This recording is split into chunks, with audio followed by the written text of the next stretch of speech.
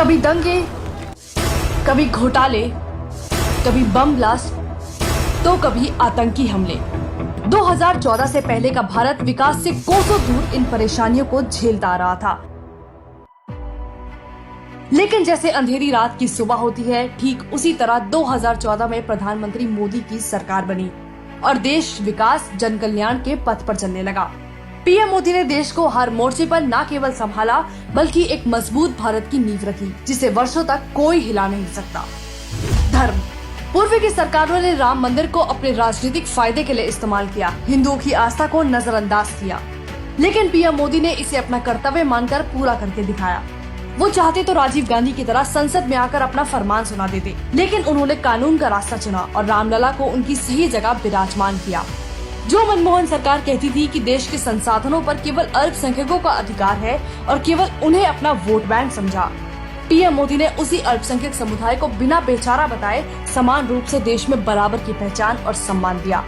अल्पसंख्यक महिलाओं को 3 तलाक की बेड़ियों से आजाद करवाया बिना अपना स्वार्थ देखे। हमारे देश के सिख भाई सालों तक अपनी आस्था के प्रति करतारपुर साहिब बॉर्डर से दूर रहे, लेकिन पूर्व की सरकारों ने कभी इस पर ध्यान नहीं दिया। भले ही नेहरू में दूरदर्शिता की कमी थी और करतारपुर साहिब पाकिस्तान में चला गया और बाद में मनमोहन सरकार ने भी ध्यान नहीं दिया, लेकिन इसकी कीमत वर्षों तक सिखों ने चुकाई। लेकिन पीएम मोदी ने 2019 में इसका उद्घाटन कर इसे देश के हर सिख को समर्पित कर दिया। अब गुरुद्वारा करतारपुर साहिब के पाकिस्तान में होने के बावजूद लोग इसके दर्शन के लिए जा सकते हैं। अब बात रक्षा क्षेत्र की।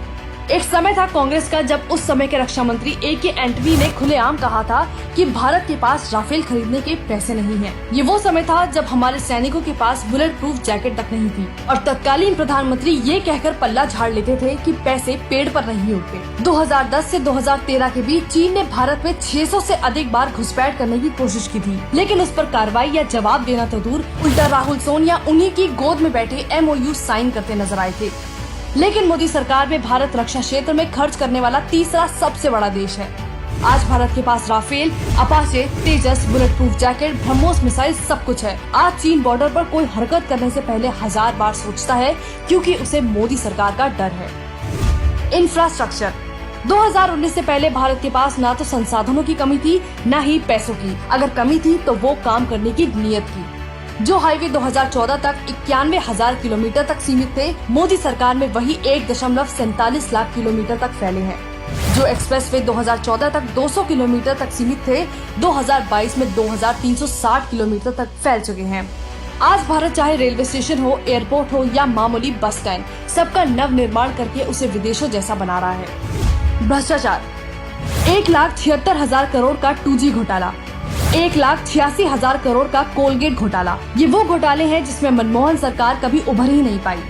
लेकिन वही प्रधानमंत्री मोदी की छवि एक बेहद ईमानदार राष्ट्रभक्त प्रधान सेवक की रही है, जो दिन में 20 घंटे काम करता है। उनके राज में पॉलिसी पैरालाइसिस की जगह ईज ऑफ डूइंग बिजनेस, निजीकरण, विनिवेश पर जोर दिया गया। पीएम मोदी ने ये साबित करके दिखाया है कि इरादे नेक हो तो किसी भी देश का विकास मुमकिन है।